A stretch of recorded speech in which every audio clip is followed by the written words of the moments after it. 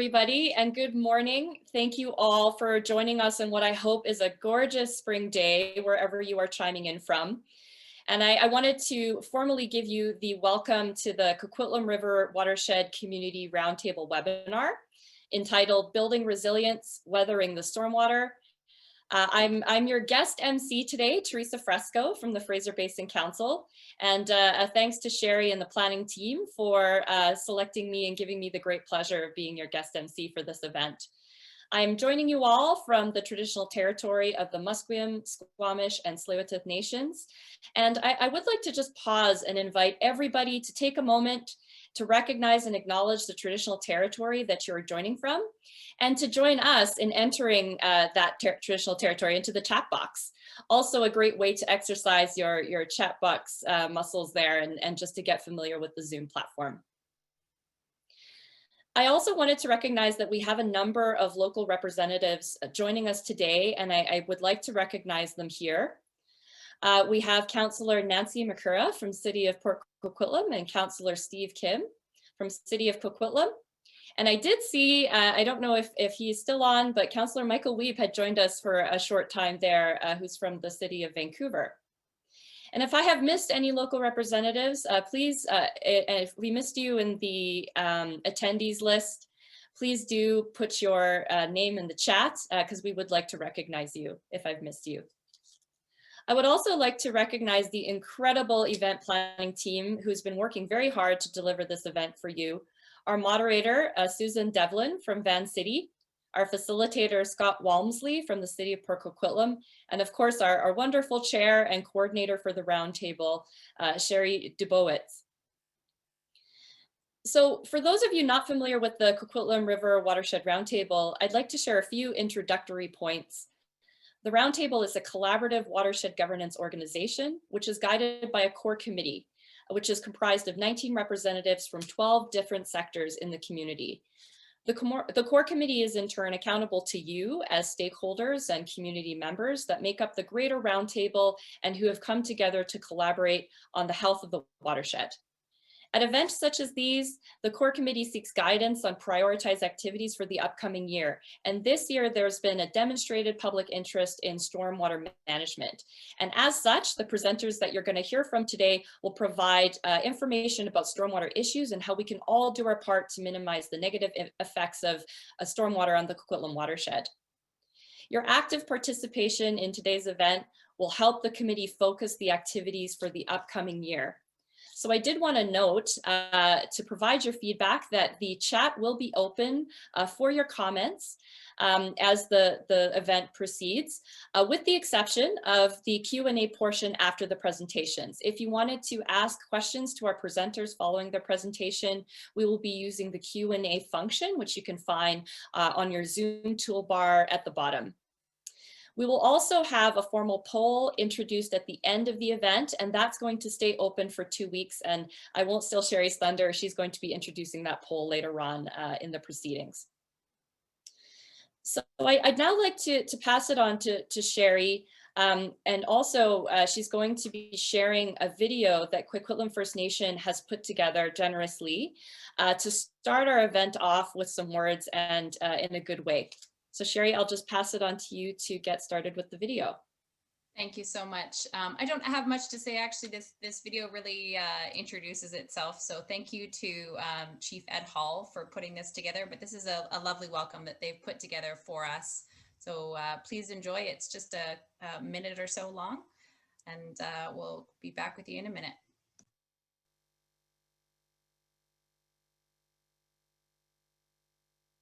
Okay.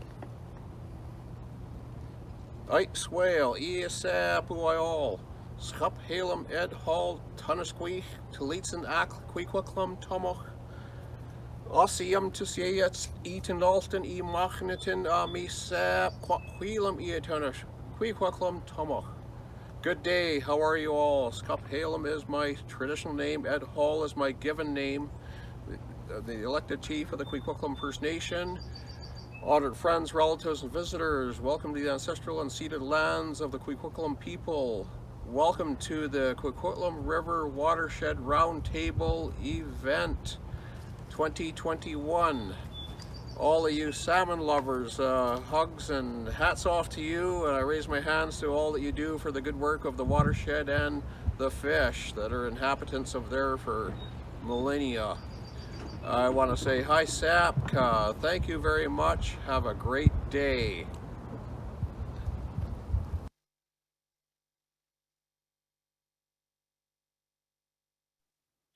A big thank you to Chief Ed Hall and the Coquitlam First Nation for putting together that lovely video and really getting us started in a good way. It's always nice to remember the salmon and the waters that have been here for millennia.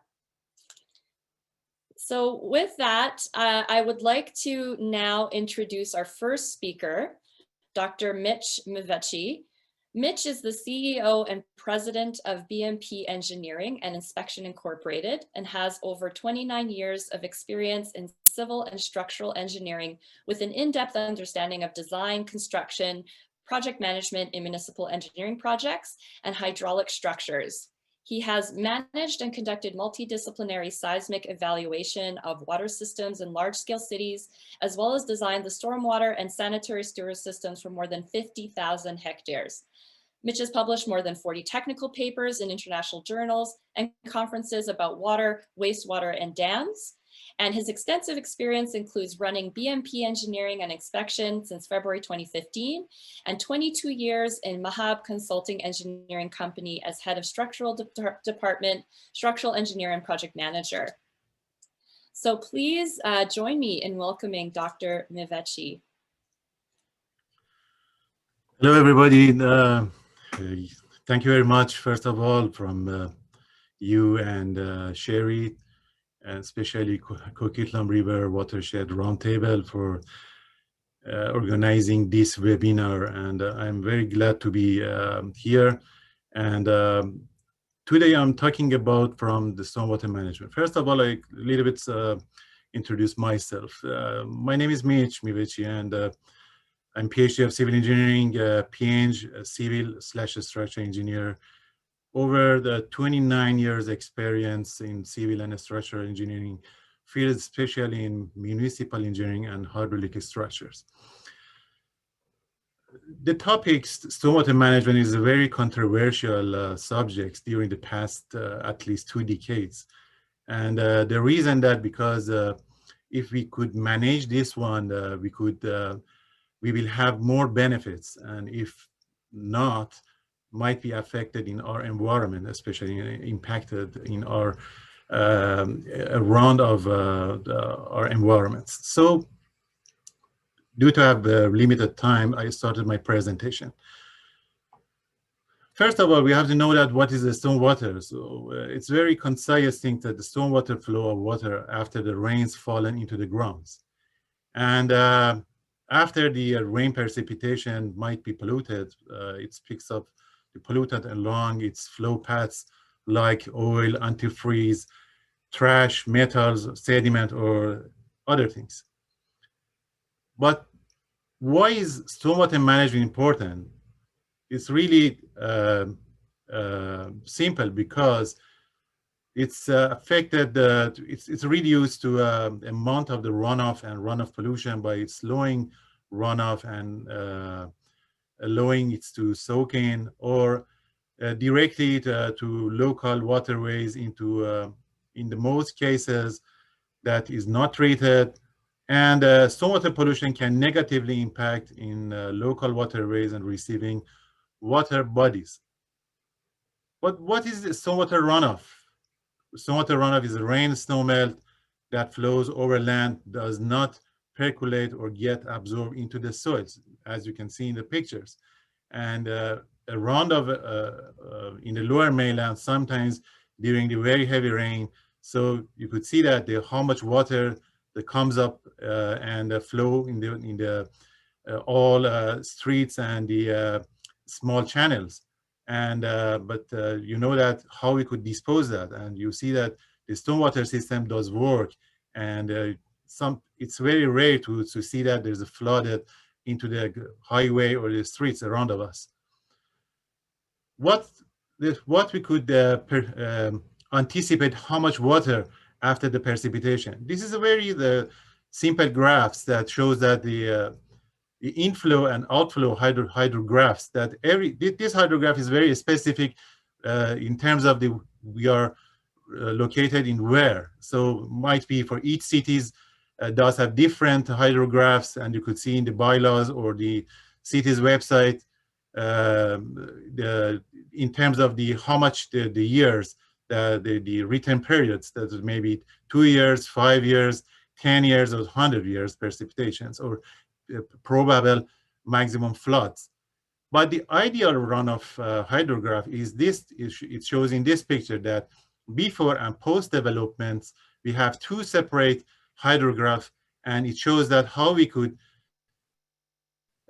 save the water inside the property. What is the environmental management or stormwater management approaches? So two important things that first, to prevent or minimize the stormwater problems through comprehensive planning and development techniques, and the second one is to mitigate the remaining potential problems by employing structural and non-structural best management practices that you could see in the next slides.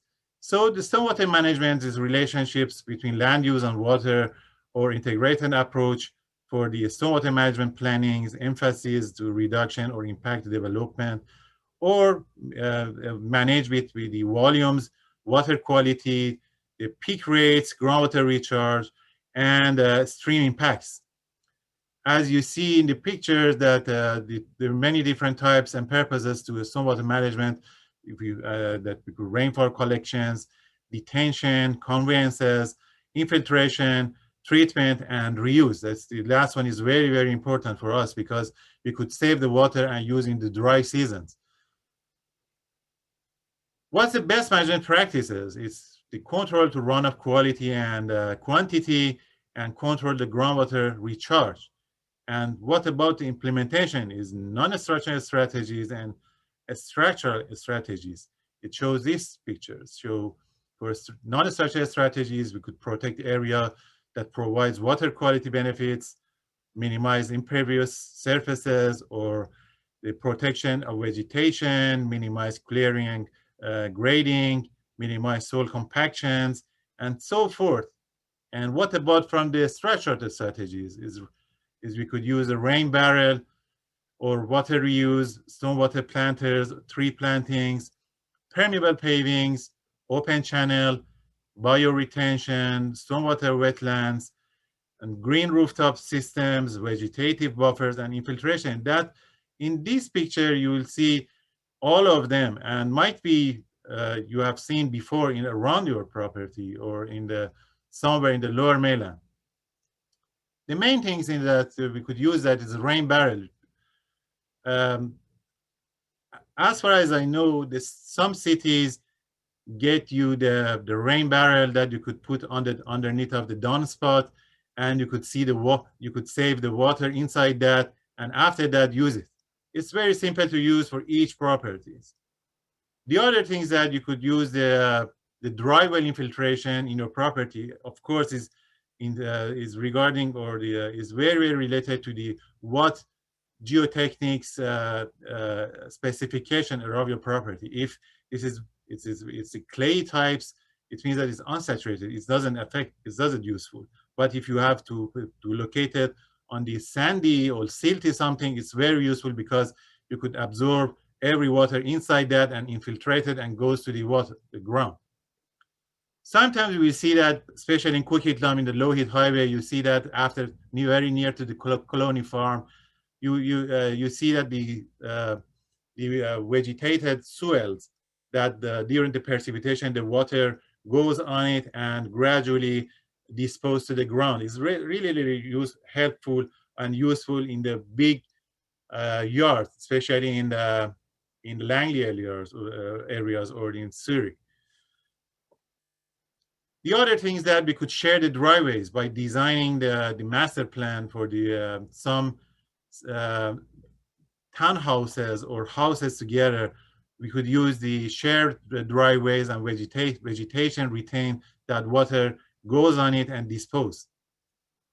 And better site design, roadways designed for the narrow street or using the cul-de-sacs or shade drivers, as you see in this picture. Or maybe use the green streets. You could use for the vegetation around the streets. Beside that, small ditches, planters. It's very, very simple that cities could be planned to use all of things. The very modern that is using the green walls or green roofs.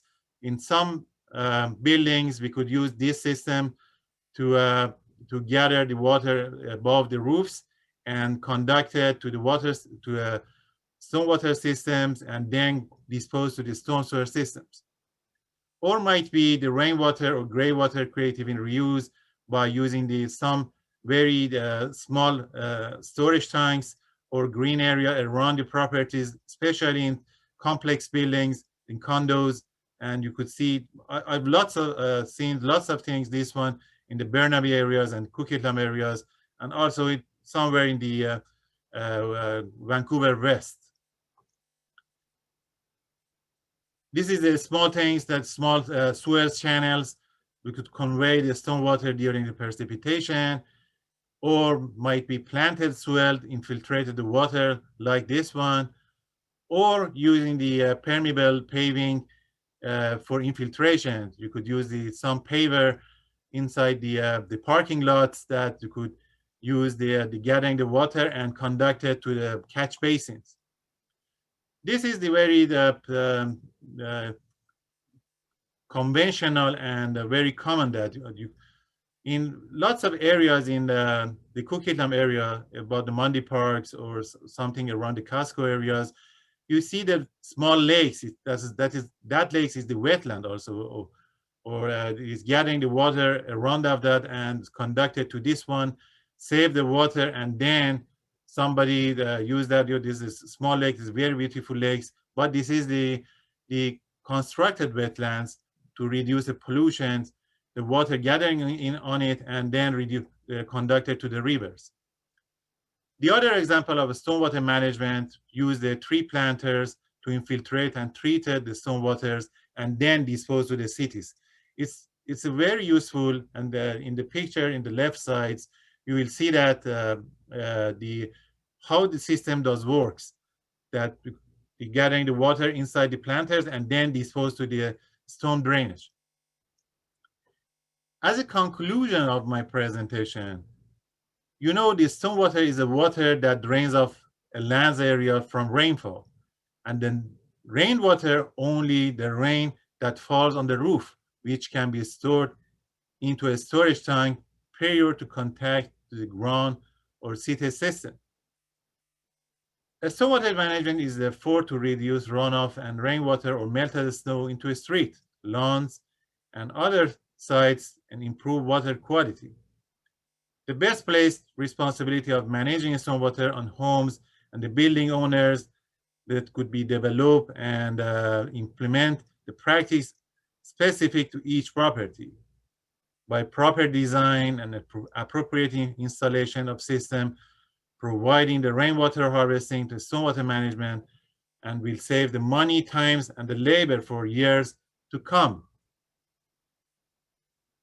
Uncontrolled stormwater runoff has many cumulative impacts on humans and environmental, including flooding and damages to popular and to people and the private property. Stormwater management help and control flooding in the cities, includes providing areas of green space to help with runoff. And as I mentioned before, green infrastructures can help in order to manage both localized and floods by reducing the stormwater runoff and protecting floodplains. For achieving to these goals, preparing the stormwater management master plan is essential. And as far as I know, some cities have been investigated before, and some cities is undergoing to complete this investigation. But this publication is very, very awesome guides for the homeowners to see that about what is the stormwater management by the homeowners. This is a very simple it's designed by our company for the property that you could use. You see that how we could collect the water around the property and store in the storage tanks using the hydro calculation, the hydrographs in this property, and then design the rock pits or the swells on it. As I mentioned, there is a big difference between the stormwater management and the drainage around the buildings. And by using the stormwater management, we could use the water inside the property and help to the cities to how we could collect the correct way and dispose it to the systems. So it's very summarized and very short, my presentation. Hopefully it's useful for all of the audience and presenters, but I am ready to answer if you have any questions. Thank you very much. Thank you so much, Dr. Mivehchi. I think you've really set a good stage for us and really set up a good situation for our next presenter, who's also going to be presenting some examples. So thank you so much, and we look forward to the Q&A portion. So with that, I would like to introduce our next presenter, Dr. Joanna Ashworth. Joanna is the Director of Professionals, Programs, and Partnerships in the Faculty of Environment at Simon Fraser University, a Research Associate with the Pacific Water Research Center, a Senior Dialogue Associate with the WASC Center for Dialogue, and a researcher with the SSHRC-funded project Participedia.net. In her early career, Joanna was a project officer with the United Nations World Food Programme and has worked in Bolivia and Colombia extensively in community economic development and women's leadership. Prior to her current role, she was the Director of Dialogue Programs at SFU Center for Dialogue for 10 years, where among many of the programs she designed, she founded the Certificate in Dialogue and Civic Engagement. As an educator researcher, Joanna's focus is on creative innovations and democratic participation, community engaged green infrastructure, including rain gardens, and public dialogue on climate change solutions. Joanna has directed and produced numerous documentaries and dramas over the years, including her most recent film called Women Bending the Curve on Climate Change. In her spare time, Joanna is experimenting with permaculture methods on her 5-acre farm in Gibsons, BC. And with that, please join me in welcoming Dr. Ashworth. Thank you. Thanks very much, Teresa. And thanks, Sherry, and to the organizing committee from the Coquitlam River Watershed Roundtable. What a great opportunity to share the story of the North Shore Rain Garden Project, which is a project that I've been directing for the last 4 or 5 years. So our story is about how community engagement and the humble rain garden, and Mitch, thank you very much for setting the stage by showing some of the powerful examples. And I'll just hone in on the humble rain garden because I think it's a powerful partnership for building climate resiliency. Rain gardens, as we've heard, provide water quality improvements and contribute to stormwater management, and they are part of the spectrum of green infrastructure solutions that urban areas are looking to as we shift from a gray to a blue-green city. And I'd like to share our story, but before that, I'll just briefly say a little bit about what is a rain garden. So a rain garden is a landscaped area that receives, filters, and absorbs stormwater runoff. It could come from a roof, a driveway, a road, or a parking lot. And it's made by creating a shallow depression, which is usually about 6 to 12 inches, which allows water to flow in, and the soil, the mulch, and the plant materials retain the water and allow it to infiltrate back into the soils while the plants and soils naturally remove pollutants from the runoff. So the rain garden is considered one solution to urban development that has seen an increase of impervious lands. You know, we used to be a temperate rainforest. 130 years ago, all of Metro Vancouver was covered in forest, and now 90% of our natural lands are impermeable. So as we pave more of our urban spaces, there are fewer places for water to naturally drain into the water table, and coupled with erosion and increasing flood frequency due to climate change, that means we're facing multiple threats. but how can a rain garden make a difference? It seems like such a minor contribution. So on Vancouver's North Shore, you may know there are 3 municipal governments there, and it's also home to many streams. Many of them are invisible, and so it's interesting to hear the presentations at the beginning about how often we just do not know that we have streams flowing among us and around us, because most of them are covered. So this heavy rainfall, many streams, and incidents of flooding in residential areas, it's all been happening on the North Shore. The good news is that rain gardens have been part of local municipalities' integrated stormwater management plans, and green infrastructure have been part of the plans as well. But the unique thing is that there have been very little public involvement in these projects, something that we think, and our project recognizes, is a missed opportunity to get citizens involved. The community don't really know, even if there is a rain garden on the sidewalk, they don't see it and they don't understand it, and they perhaps don't appreciate the power of green infrastructure.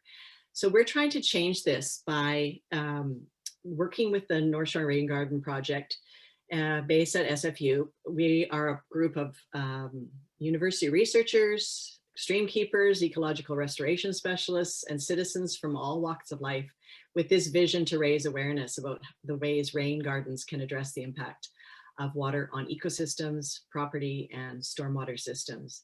And our objectives really are to mobilize communities and apply research to plan and install demonstration rain gardens in public locations in cooperation with our municipal and local partners. So we have this wonderful, small but agile secretariat that helps coordinate our activities, document what we're doing, and share that information as widely as we can. We met these wonderful people through many of the events that we had in the community, and people came forward, and we managed to find quite an array of talent that has been guiding our project. There are so many resources on the web about rain gardens. You can spend your days combing through them, trying to find answers to many questions, but we still get a lot of people just asking us basic questions. And one of the questions we get asked a lot is, how do you decide where to put a rain garden? And I think the most informed answer I can give you is, it depends.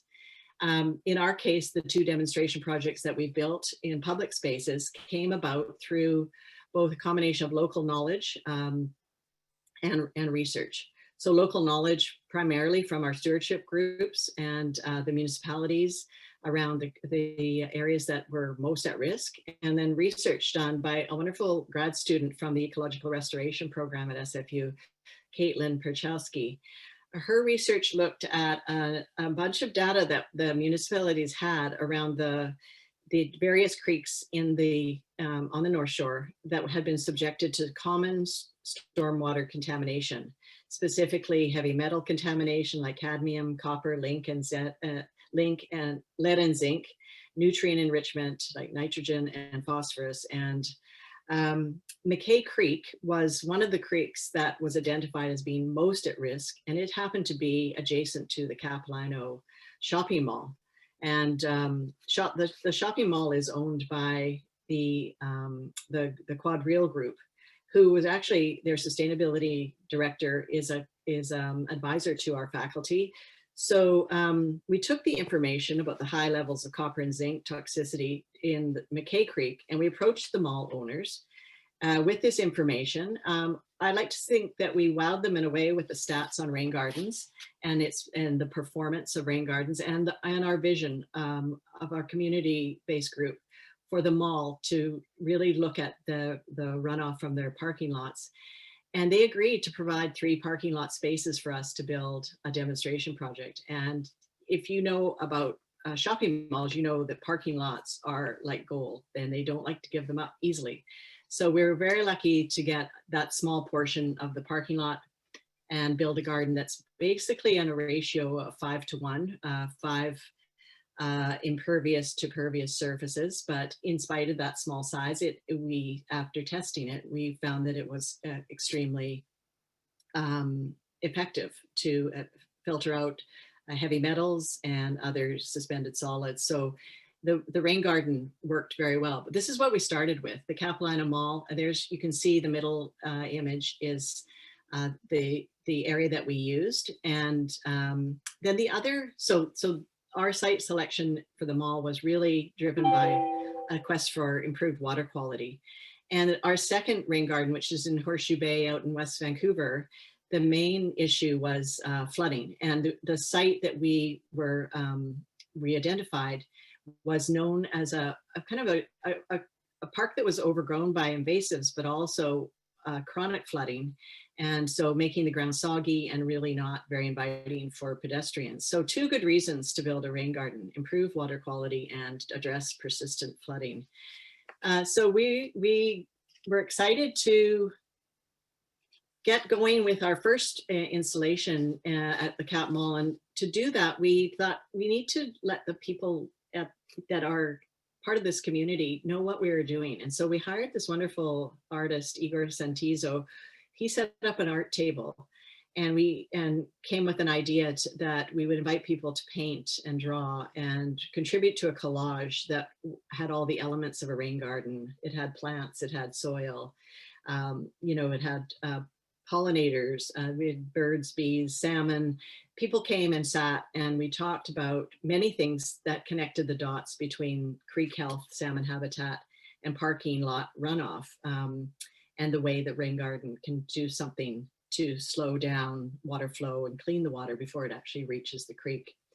So that was a really, I think, a powerful way to start. We created our plans. This is the Douglas Park plan. And if you're interested in the details around plant lists and that kind of thing, these are easily available on our website. But we actually created two gardens in the Douglas Park area. And we're actually, today is another planting. We've needed to augment these because the water still persists, and we need to expand the garden somewhat.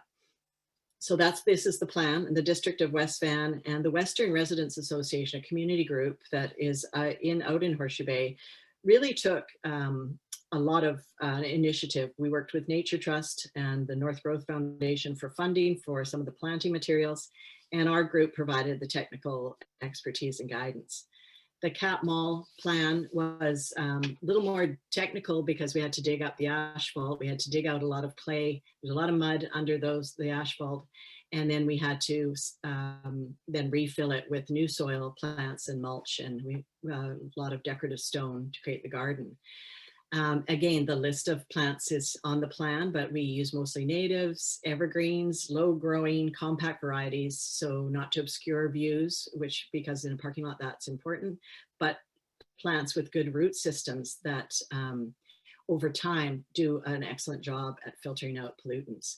So I just wanted to show you a video of how the garden came together, and then we'll come back to the presentation. Today at Capilano Mall, we are actually taking out the parking lot and building a rain garden. The rain garden functions to intersect the stormwater. The plants filter out the litter and the bigger bits of contaminants, slows down the rates of flow, and then their root system actually helps the water infiltrate into the soil. Rain gardens can absorb an incredible volume of water. In Delta, British Columbia, they have 50 rain gardens, and they estimate that they're diverting up to 10 million liters of water a year. That's 10 million liters of contaminated stormwater that is now getting filtered by plants and soil and becomes the base flow for your salmon creeks, which is really, really important in this time of climate change, longer summers, less snowpack, to have good base flow in our salmon creeks. The North Shore Rain Gardens project is a wonderful collaboration between Simon Fraser University, the Pacific Water Research Center, the Faculty of Environment, and the community. And we have the community supporting this project in so many interesting ways. From our community panel that has been advising and guiding the project at the local level, and our funders like the Nature Trust of British Columbia, North Growth Foundation, Quadrille, the owners of this shopping mall. We are trying to communicate the message by getting people with their hands in the dirt to say nature has a lot of services that it can offer us. Nature does this tremendous work, and we would only just allow it. And so by planting a rain garden in a parking lot of a shopping mall, what we're doing is letting nature control the flow of water, purify the water before it goes straight into the drain pipe, which goes straight into the local creeks and water systems. My name is Robin Rivers, and I'm with the Nature Trust of British Columbia, and I'm really excited to be here as the rain garden is being planted, because it's something that we've been working with lovely people like Joanna for years. The Nature Trust of British Columbia is a land conservation organization. So essentially, we are buying land for plants and wildlife, and then we care for that land. So in BC, we have 175,000 acres, and we've been around since 1971. And we've been working on rain garden projects for about 10 years. Usually what we're doing is supporting small rain gardens that are taking place with a lot of volunteers and community support. And the idea is making sure that water is not just flowing off surfaces like parking lots and then into storm drains, but it's actually doing good for the environment, and it's helping plants and wildlife. And to see the enthusiasm of the people who are here today, children, adults, older folks, is fantastic. My name is Igor, and I'm here working as an artist and a community arts facilitator. We're engaging people with art and conversation and doing some watercolors as a way to connect around this garden, and also how that might reflect the bigger picture. Art can be an awesome way to engage because it sort of helps us to think about things in a different way. I think that having this rain garden in such a public space is a way for us to talk about how rain gardens, like other forms of green infrastructure, like bioswales and rooftop gardens and living walls, are all part of the way that nature can actually support humans living on the planet and make our cities much more like forests and natural spaces in which they can absorb water. And especially in this time of climate crisis, when we're going to be having much more and more flooding and rain events where all of a sudden we have a lot of water and we need to manage it before it all rushes into the drains and affects our stormwater and creates more pollution for our waterways.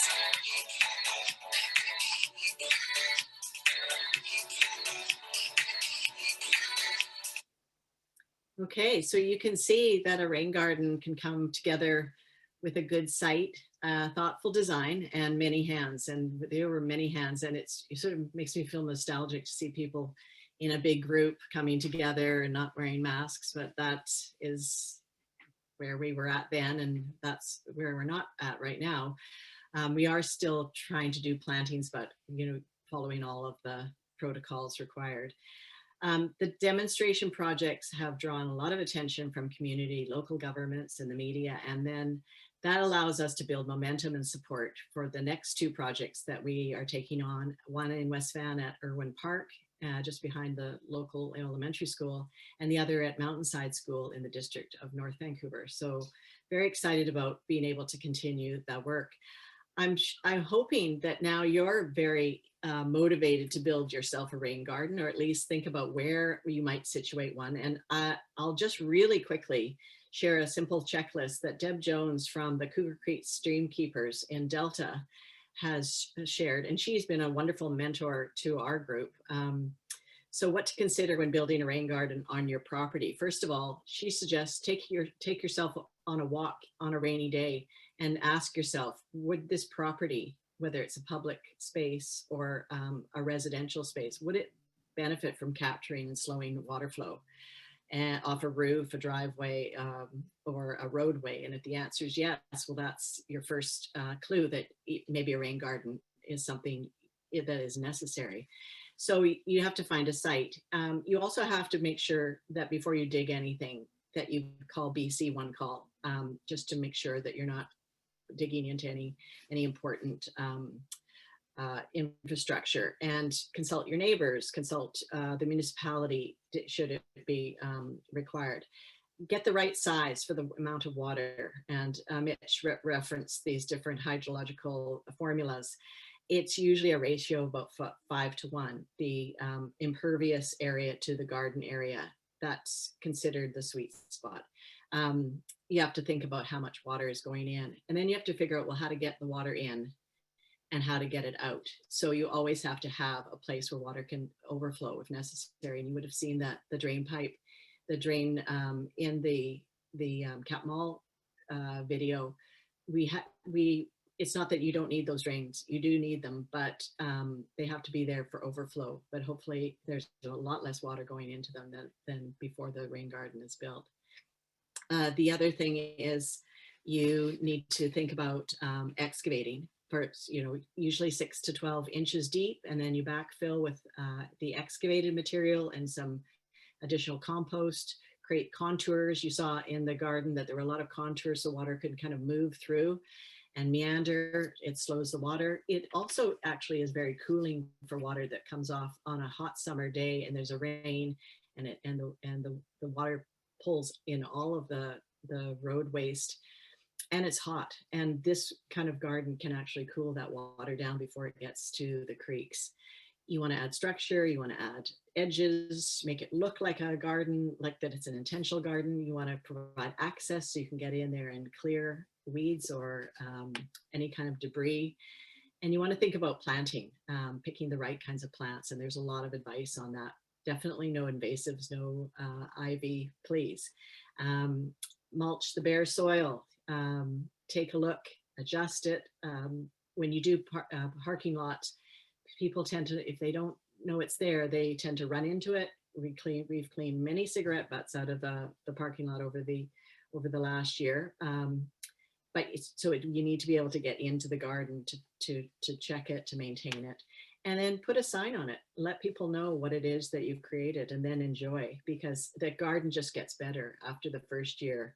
The roots grow, the soil biota, everything takes on more absorption. So it's a very, something that evolves over time. So of course, though, one rain garden is not going to make all the difference. A rain garden is really just part of the GI solutions, and Mitch referred to those. There's so many different components that make a green, that make green infrastructure really work in cities. But I look to some of our inspiration has been the Seattle Puget Sound group, the 12,000 Rain Gardens, and they've calculated with that goal that they can soak up 160 million gallons of polluted runoff to protect their waterways. That's 605 million liters. And our friends in Delta have been successful in diverting 10 million liters in their region a year through their 50 rain gardens they built in schools and other public spaces. So I think the Humble Rain Garden actually has a lot going for it.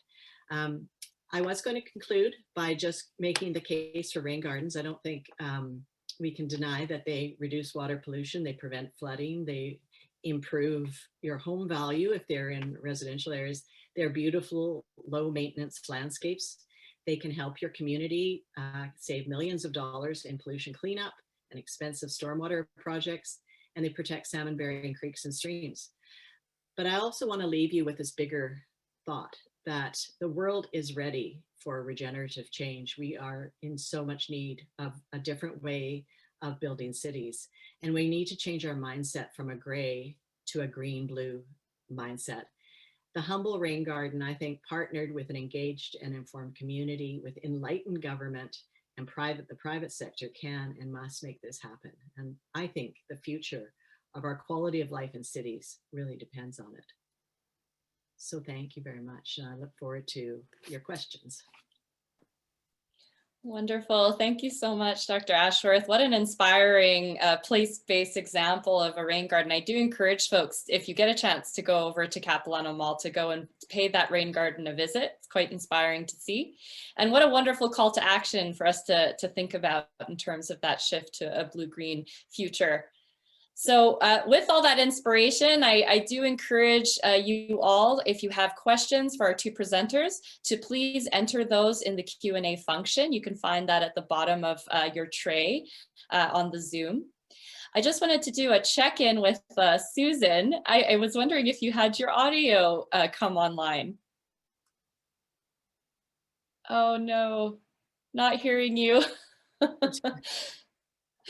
I'm so sorry, Susan. One maybe solution is to call in and do it that way.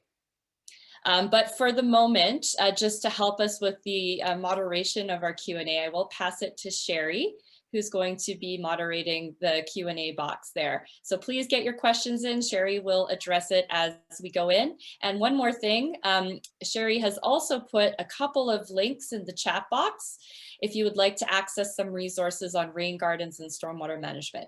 Okay, Sherry, over to you. Thanks very much, Teresa. Can everyone hear me? Can I get a thumbs up?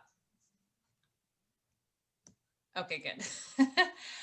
Great. And just additionally, we're just going to be monitoring the Q&A box. So any questions that have come through the chat, we won't answer those. So if you do want your question answered, please just fire them into the Q&A box, and I'm just going to go down the list as they come in. So I had a question from Lori. How do cities resolve the conflict between clear cutting mature trees on development properties and retaining trees as green infrastructure? Joanna or Mitch, are you guys able to answer that question? I think that's a city planning question. It's a public policy question, I think. But I think the point about retaining trees as green infrastructure is a really important one. Trees are a form of a rain garden. They have, the root system does an incredible amount of work. So don't take a tree down and then put a rain garden in its place. That would not be a good idea. But in terms of clear cut, I mean, I think those are policies that either at the local, regional, or provincial level, we need to be thinking about. And I think the more of a water sensitive perspective that we have, the more we understand the huge value of retaining trees versus clear cutting and reforestation. Thank you, Dr. I'm not sure if that helps, but no, that's great. Thank you so there much. are probably other people on the call that can answer that one better than I can. Mitch, did you have anything to add to that? No, I think it's enough. Okay, great. We have another question from, and I apologize if I'm saying this name incorrectly, Joaquim, I think. Low summer flows in creeks is an increasing problem for fish. Effective stormwater management is likely to reduce these flows even more. How do we resolve this problem? So again, I'm not sure if that's something that our presenters could add. I can answer that one. I can answer. Okay. So,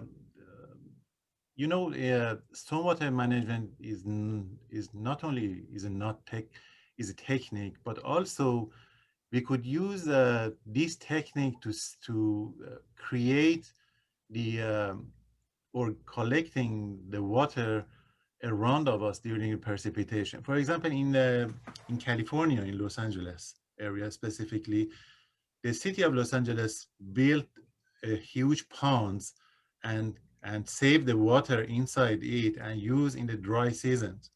During the at least past 2 decades, the California states and the Los Angeles specifically has a drought here. But in Coquitlam or in Lower Mainland, we have lots of rain, and as you see in the questions, that the minimum or the average precipitation in Lower Mainland, specifically in Coquitlam, is so much. Why we could not use the water in the huge ponds as artificial the lakes, and after that releases to the rivers during the dry summers. So it's one of the most and useful things that we could save this water as a gray water, treated, and after that releases to the river in the dry seasons. So this is a very useful techniques at recent years at least in North America, specifically in the dry zones area in North America. That's great. Thank you so much, Dr. Mivehchi. And I'm just going to take 1 second to pause here. We are running a little bit over time. Hopefully everyone is able to stick around for a few more minutes. I'd like to get to a few of these questions before we head into our community poll. So I did have a question from Carl, who asked where he can find some support or resources to plant and revegetate riparian areas along the Coquitlam River, which have been degraded and prone to erosion and pollution. I did post some of those resources in the chat, but the North Shore Rain Gardens project website also has some really great resources, so you could have a look there. I have another question from Erin, who says she's been measuring very high levels of E. coli during first flush events in the town of Comox. Have you done any first flush testing of pathogens in stormwater that may pose a human health hazard? Dr. Mivehchi, I'm not sure if you could answer that one. I haven't done before because it's related to the chemical engineer to do this one. But I really appreciate from this question because it's very important. You know, as I talked to in my presentation, after rainfalls, the beginning of that, the polluted water is on the surface. So we could expect to have a polluted water inside the property or around that. So yes, this is a very good question, and we could test it, but I haven't done before by myself. But yeah, it could be used that, yes. Thank you. We did a study after 1 year on the Capilano Mall rain garden and found that the garden reduced almost 90% of cadmium, copper, zinc, and lead from the runoff. So we tested the soils and we tested the water, and we also looked at the surface water after a major rain, and so that was fairly significant. So I think that just giving water a place to go, or the runoff a place to go, to percolate, to filter. Someone else was asking about the plants and how long the garden can be sustained. What was the question about metal concentration before you have to remediate the garden? I just wanted to comment on that because I'm running right now a green infrastructure course, and that comes up for a lot of people working at the city level. And it's really what they're finding is that those gardens do not need to be remediated. I think it was earlier, the standard was every 7 years, that they can go much longer because the root systems, it's the root system that capture these contaminants and hold on to them. So it's really effective, and it seems to be quite long lasting. So it's not like you have to go in and remediate all that in a short period of time. You can have over 10 years before you'd need to really pay attention to that.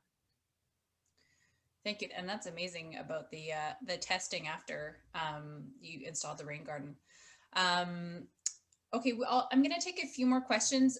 The remainder of what we don't answer, I will try to get answered by email because I've got everyone's contact on our registration list.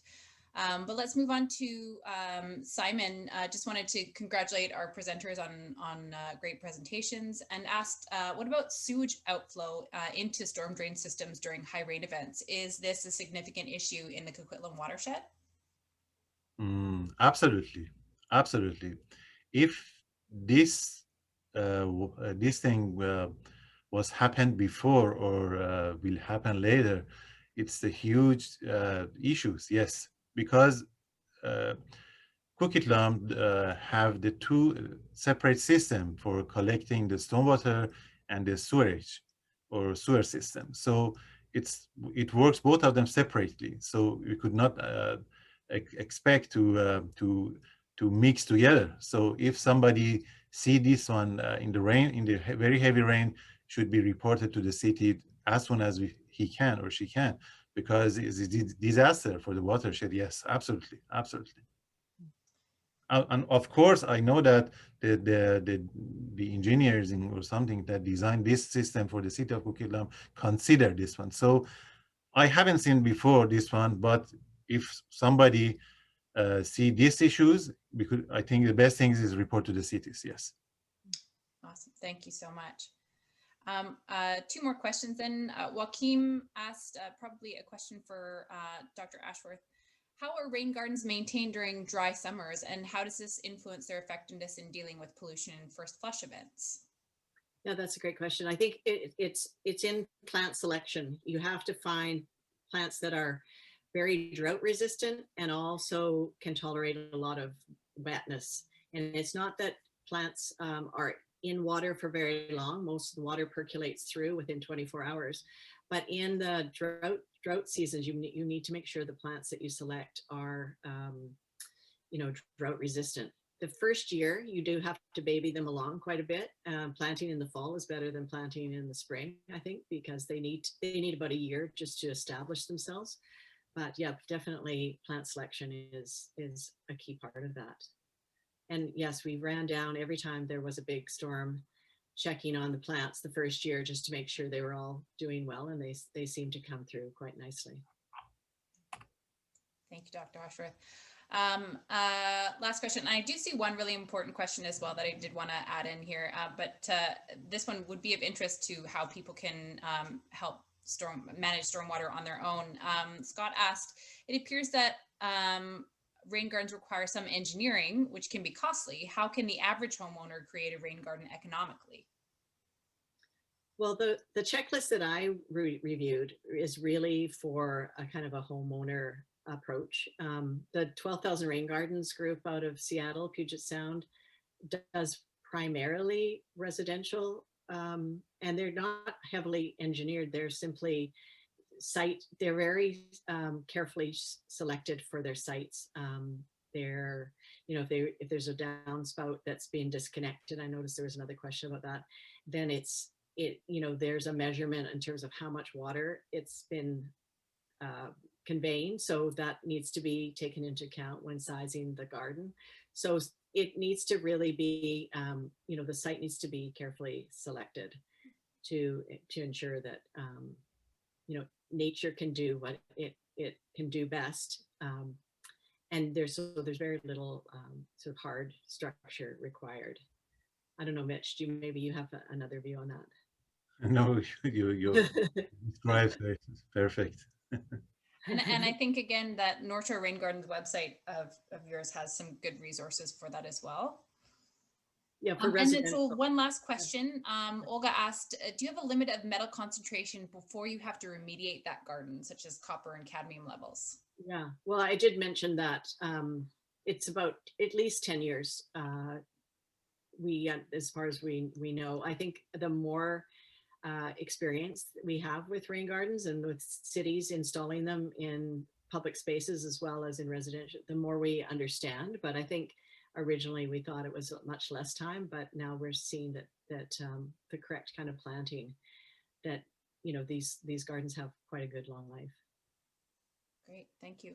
Yeah. Thank you everyone who asked questions. We're running over time, so we're going to cap it at those questions, and then we will answer them all by email as we get to them.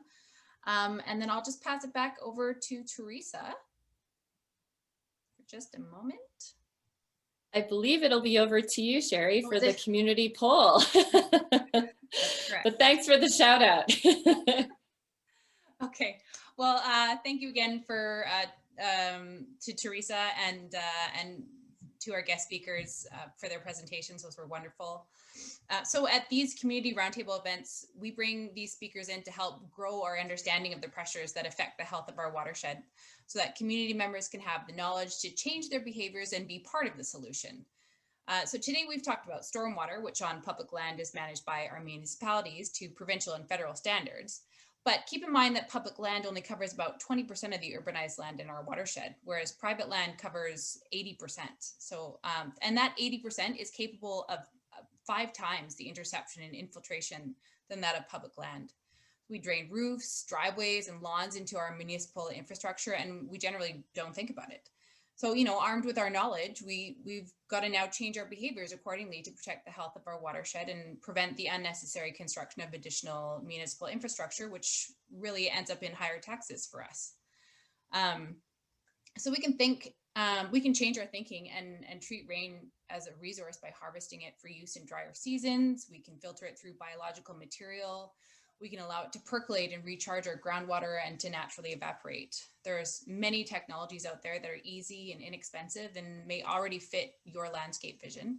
So the rain gardens that Dr. Ashworth spoke of can have 14 times the absorption capacity than that of a lawn or disconnected downspout, can stop stormwater from entering storm drains that go direct to your local waterway. So by slowing down the water, we can prevent stream erosion, pollution, and downstream flooding.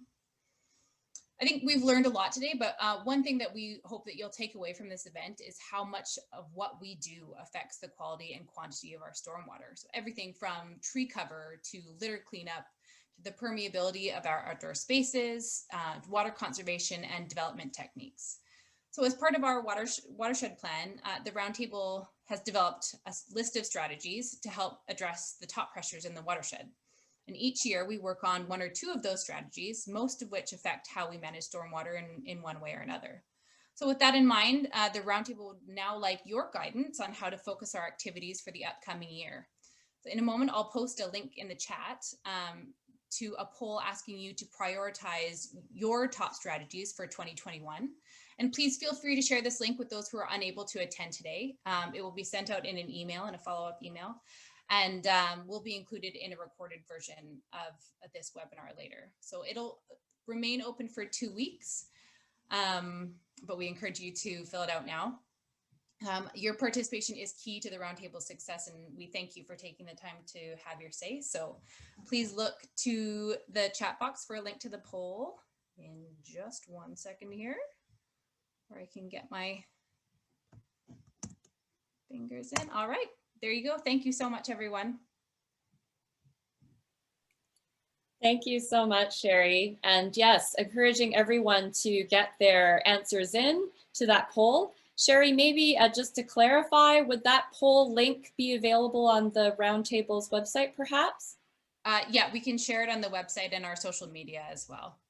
Awesome. And please do share away so that the community can get involved. So this is bringing us to the end of our event. Just a big shout out and acknowledgement to the sponsors of this event, Van City and Tri-City News. They've sponsored this webinar. And also thank you to the panelists for some very thought-provoking and great examples in their presentations. And then of course, the hardworking planning team who has been, especially Sherry, has really been carrying the torch on making this event very effective and rolling it out for you. And of course, thanking all of you attendees for spending your Saturday morning with us. Just to acknowledge that there will be a recording of the event in the coming days that will be available on the Roundtable's website as well as the social media pages. So please do like and share with your networks. And before we sign off here, Sherry does have a couple of announcements of events that are coming up. And then also just to acknowledge those resources in the chat, which will also be available, I think, on the Roundtable website following this presentation or following this webinar. So Sherry, just pass it to you for some final words on events coming up. Thanks so much. Yeah, we do have a couple of events coming up. Earth Week is happening next week. So between the 19th and the 24th, we'll be hosting a waistband campaign for 3 different groups. The first will be with Success Immigration Services, which will provide information on the effects of littering, show them some litter hotspots in the watershed to watch out for, and provide some tips on how everyone can help. The second will be a series of incentivized litter cleanups with groups that are homeless or facing homelessness, and that will be sponsored by local businesses and the Downtown Poco BIA. And finally, the third will be with local students from Riverside Secondary School who will create a public art piece from litter collected at the cleanups, and this will speak to the ongoing litter problem in the watershed. So more information about that will be posted on our website and social media. And then in September, we'll be demonstrating how you can manage stormwater by building our own demonstration rain garden in the watershed. So it's going to be a COVID-safe event. It's a great opportunity to get out in the watershed and get hands-on experience. So volunteers are needed for both the planning and install. So if you're interested, please contact me. My email address is coordinator@coquitlamriverwatershed.ca. And that email address is all over our social medias and our website. So yeah, if you're interested in participating, get a hold of me, and the event details will be posted on the Roundtable's social media pages and website as well. So back to you, Teresa. Thanks. Awesome. Thanks, Sherry. So that brings our event to a close. I just want to thank the Roundtable for, it's been a real treat being your host MC for today. I wish everyone a safe and wonderful day. Stay safe out there. And for those that are able to stay, there is going to be an encore of the pre-show video, which is showcasing different stormwater management projects across the Coquitlam watershed. And with that, I will sign off and give it to Sherry for the video. Stay safe and stay well, everyone. Have a great weekend.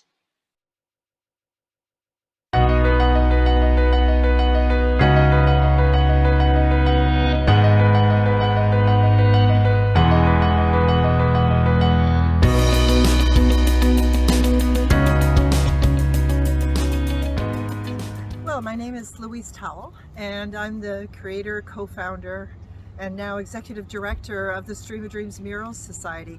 And I'm really, thankful to be here to talk to you a little bit about Stream of Dreams and what it, I think it means to communities and certainly to the health of salmon. Stream of Dreams began about 20 years ago, and it began because our local creek was poisoned, and it was poisoned because of someone dumped something into a storm drain, and it went into the creek and it killed everything. It was 100% kill. It was over 5,000 fish that perished. A beaver died. All kinds of other creatures were affected by it. We don't even really know what happened. We believe that the person that did this, that poured that substance into a storm drain, didn't know. We believe that they didn't know that all drains lead to fish habitat. So other things were happening in our community at the same time. So we combined the two issues. One of the issues was our community was looking really bad. It had a chain link fence around the middle of it. It was surrounding a dreadful work site that was going to be left there for months, maybe even years. And we thought, well, we need to make it more beautiful. So how can we make it more beautiful? Well, let's put Burn Creek on the corner of Edmonds and Kingsway. So we sought out, we connected with stream keepers, the Burn Creek stream keepers, and I connected with a wonderful woman named Joan Carn, who maybe some of you may know. She's very active in stream keeper. And the two of us co-founded the Stream of Dreams. And we went to all the schools in our watershed and talked to them about the local storm drains and the local watershed. A lot of them didn't even know that there was a creek in their neighborhood. A lot of them didn't know the name. They didn't know that there were salmon. It was just actually quite shocking how little they knew. And that's when we realized that, wow, people really do need this information. And so we ended up on the 20th anniversary of BC Rivers Day, 1,300 fish on the corner of Edmonds and Kingsway. You know, we thought we did a good job, and we patted ourselves on the back, and away we went. And then schools began to call us and say, can you come to our school and do this? So 20 years later, Joan has retired, and I've carried on swimming with the dream fish, and feel pretty honored to be able to help communities find their local watershed and learn about storm drains. It's a piece of the sadness of salmon and the loss of salmon. It's perhaps only a little piece, but it definitely is the connecting piece to communities. I'm really happy to tell you about Mural in a Box. It was kind of a surprise how it came about.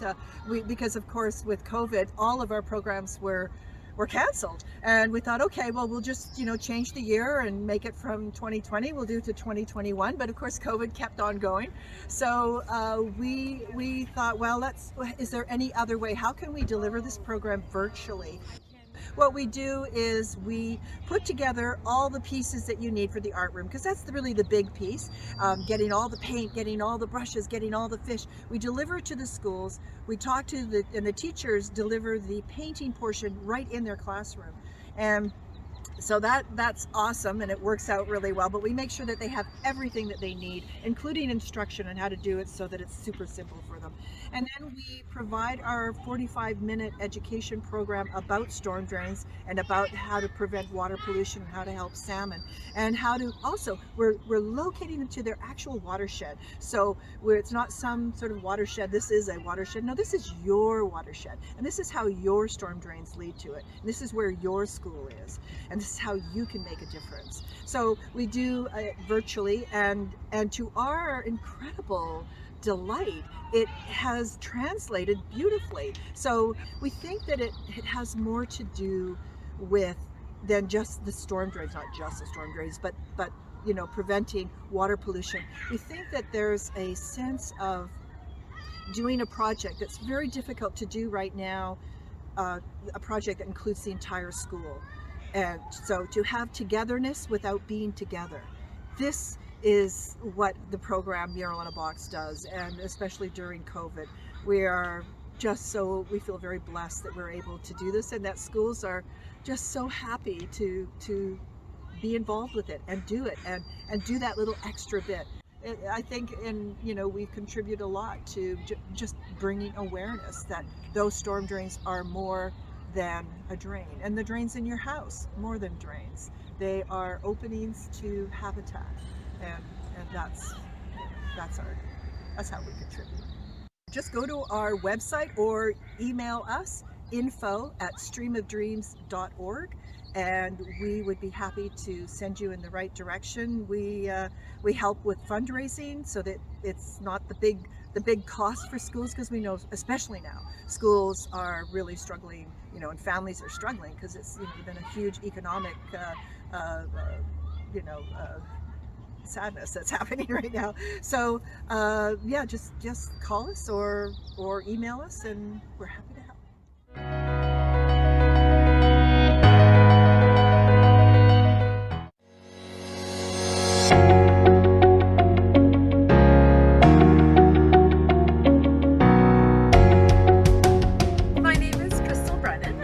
I am with Stream of Dreams Mural Society as well as Wild Coast Ecological Society, and this project is our Brown Creek restoration. This was done in conjunction with Stream of Dreams. It was a very special project. What we were able to do was, starting with the Stream of Dreams Watershed education, we educated 7 schools in this area all about their local watershed and about this special creek. And then the Wild Coast team helped to rehabilitate this creek. This creek was completely covered with mainly Himalayan blackberry and some English ivy. And it also had a lot of erosion issues. There weren't really too many appropriate plants to help anchor in that stream bank, the wetted width of the stream here. What happens is when it rains or any high water, there's nowhere else for it to go. There's a lot of impermeable surfaces, and it just washes directly into this creek. The water level rises really high, it rushes down, and it washes away any of the sediment and soil all along the sides of this creek.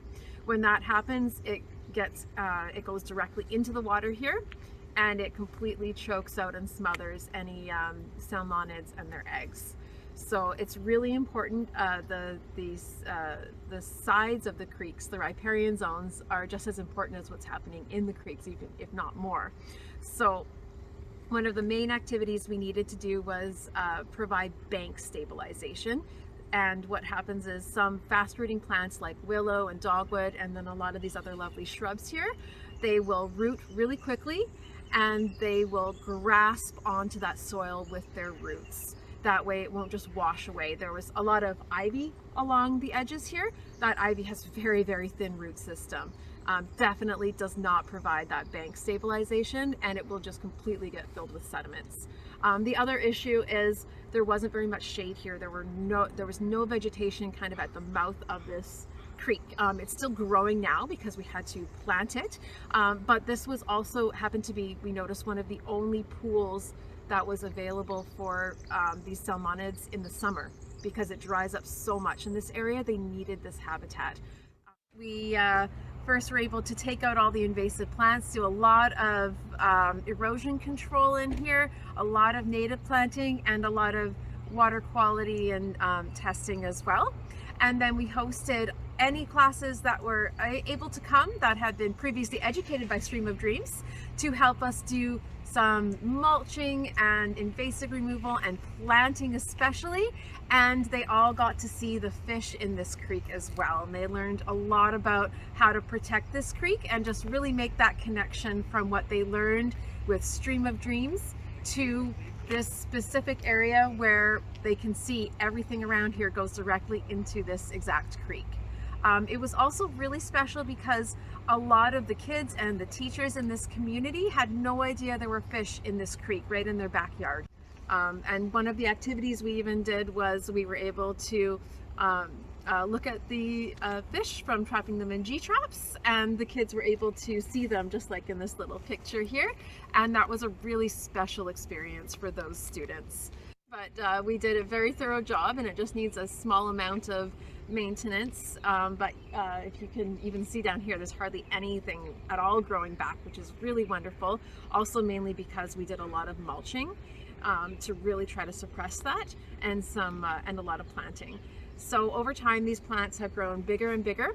It's also provided a lot of extra food for our local pollinators and for lots of different birds.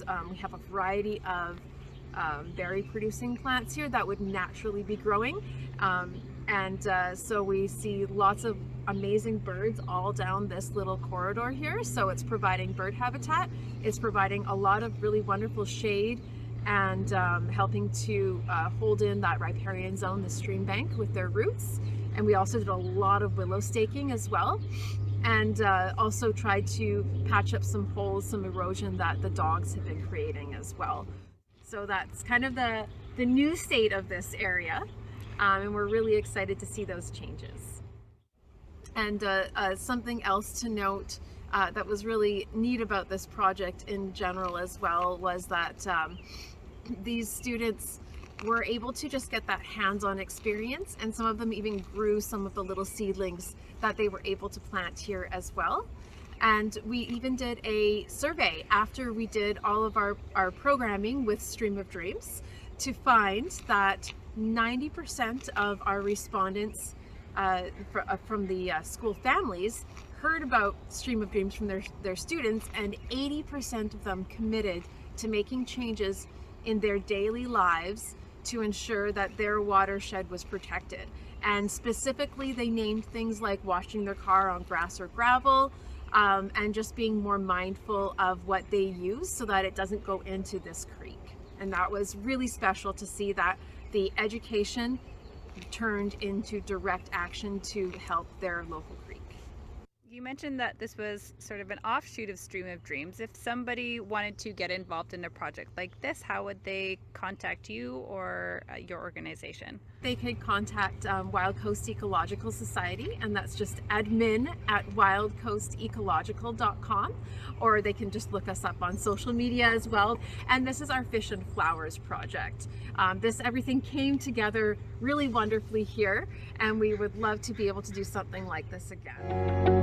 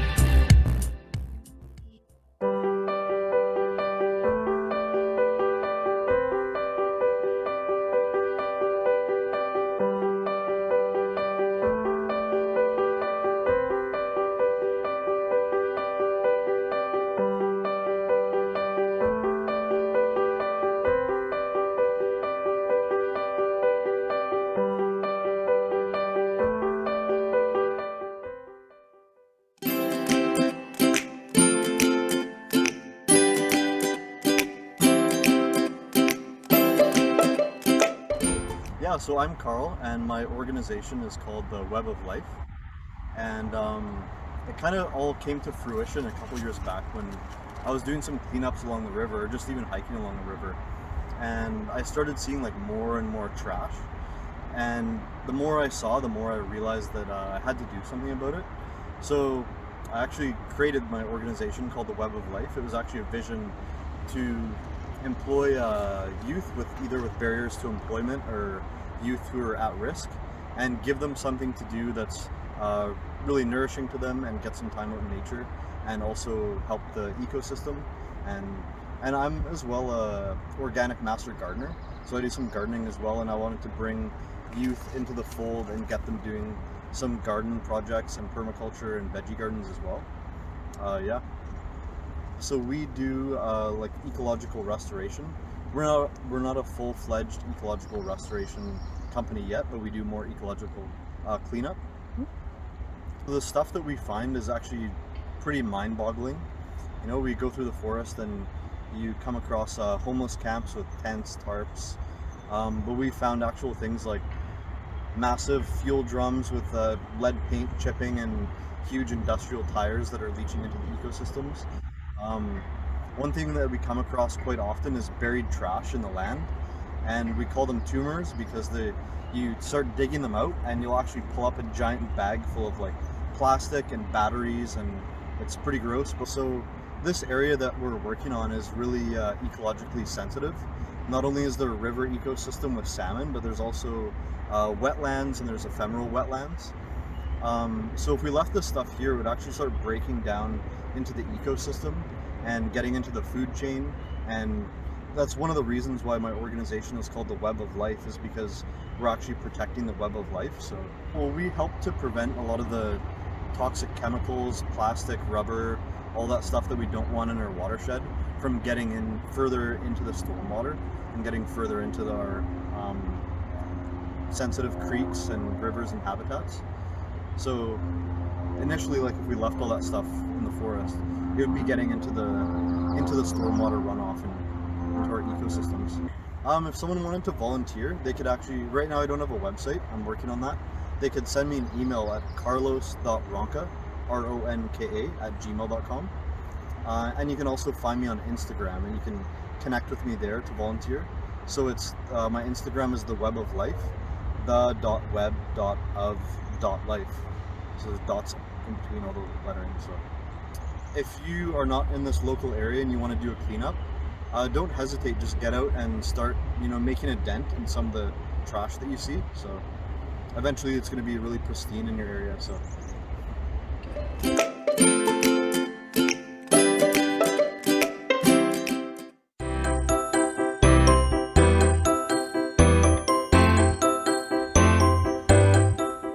Hi, I'm Robin Wichelle.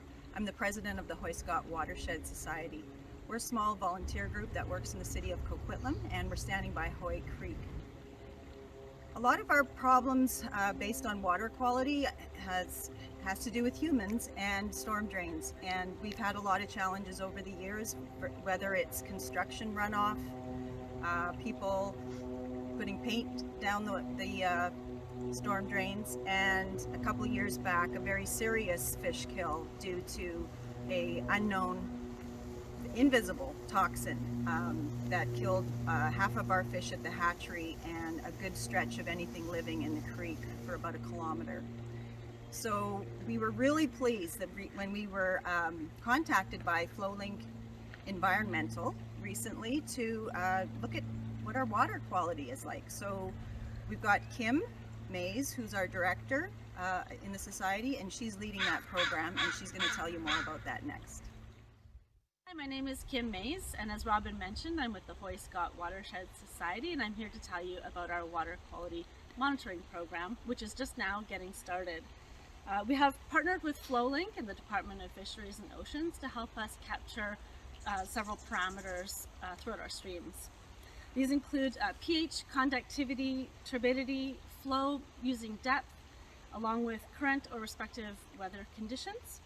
Currently, we're collecting this data manually, and FlowLink is helping with this at 3 locations along Hoy Creek. However, we will be installing data loggers to help us with this. At the moment, we're gathering this data to help us establish a baseline so we can understand what is typical in our stream. As we expand the program, we'd like to start testing for things like alkalinity, ammonia, various anions such as chloride and fluoride, E. coli, various heavy metals, as well as dissolved oxygen. We aim to test these on a monthly basis, and we'll also add in some hydrocarbon and volatile organic compound testing as well. We're hoping this information will be able to help us detect spills when they do occur, or other pollutants that are introduced to our streams, which should of course not normally be there. The goal is then to share this data that we've collected with other streams and organizations such as FlowLink and the Department of Fisheries and Oceans to make it public on their website. The key is to make sure we're collecting high quality data. To help us with this, we of course rely on our volunteers. Volunteers play an important role in helping us collect samples, carry out testing, and also to check the data loggers to download the data to a smartphone app. From there, we can analyze and share the data. If you'd like any more information on this, or if you'd like to get involved, please visit our website at hoyscottcreeks.org or check us out on Facebook at Hoy Scott Creek. Thank you very much.